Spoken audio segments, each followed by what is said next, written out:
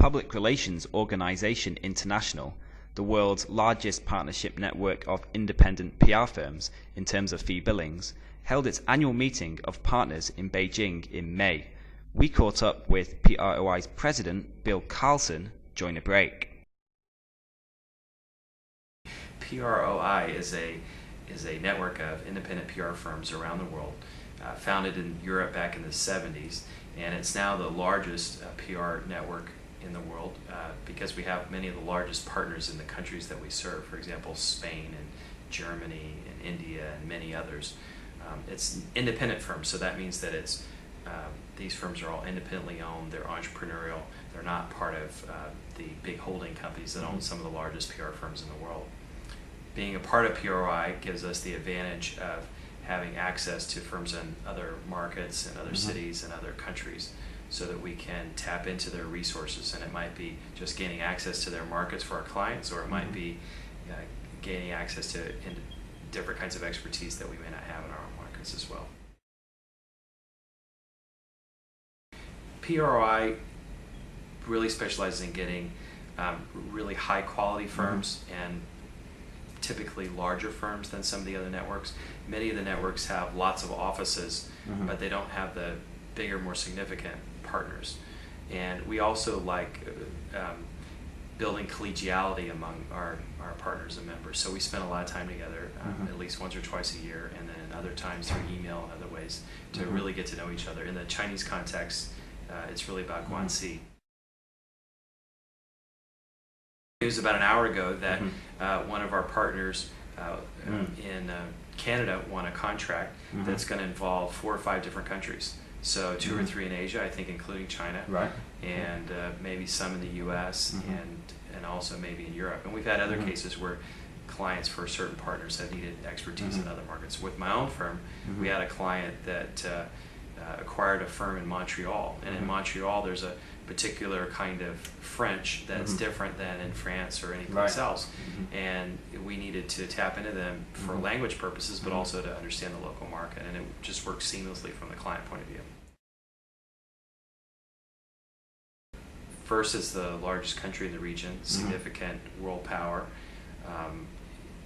We had Japan for a while as a partner, and China was a new partner when we were deciding this. So we wanted to make a significant statement for our partners to show that we were committed to Asia. And now we're talking about where we're going to have the next meeting in Asia. We don't know yet. Well, first they should plug into us if they want smart, independent firms like AC Capital. You get specialized expertise, you get access to high-level executives who can help your company achieve the objectives that you want to achieve. Second, if you're looking to do work outside of China, we have some of the best partners anywhere in the world. Many of our partners are the largest in their markets, not just among independent firms, but the largest period. And they're very influential in their fields, they're leaders in their fields. What we find is that a lot of the best practitioners are working at independent firms, and many of them have their own firms. And in our network, unlike some of the big international firms that are owned by the advertising holding companies, we actually know our partners.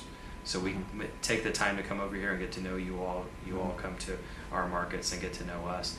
And so when we hand something off, we're handing it off to a friend. We're not just giving it to somebody we don't know to help the company. Now in we're now in Hong Kong, Singapore, Malaysia, India, Korea, Japan, and we're adding more countries. Right now we're looking at Thailand, Vietnam, Australia, and also looking to expand in Africa, which we have not done yet. We just added our first partner in the Middle East. So we're being very careful about how we grow. And the good thing is that companies and firms in emerging markets are in high demand, but the quality of what we bring to them is very unique, in that we have really some of the best firms in the world, and people want to be associated with them. They want to maintain their independence by not selling out, but they still want access to the best and brightest, and that's what we have. We're continuing to grow, and growth is not the only goal, but it is one. We've just gone in the last year from $220 million in U.S. in total revenues to almost $300 million. And that's just mostly by internal growth of our partners. So we're just experiencing tremendous growth. And we like to believe that through being associated with PRI, our partners will grow because they'll get new business, but also they learn skills and ideas from other partners that will help them grow their businesses. So one thing is to continue to grow, move into the new markets that will help serve our partners' clients, and then try to serve our own partners better. And so we're updating our website, we're trying to engage them better, we're having forums for other people besides just the principals of firms, and we're trying to figure out how we can facilitate cross-border client sharing more. This meeting that we're having in Beijing is going to be a little bit different than some of the other meetings we've had in the past, in that we're not going to have a lot of people who just stand up and speak. Instead, we're going to have a couple of those who I think will be great speakers, but we're also going to have several panels of our own partners because they're some of the best in the industry, and we may as well try to learn from them. Thank you very much. Thank you very much to your firm for helping us. Thank you. Our pleasure.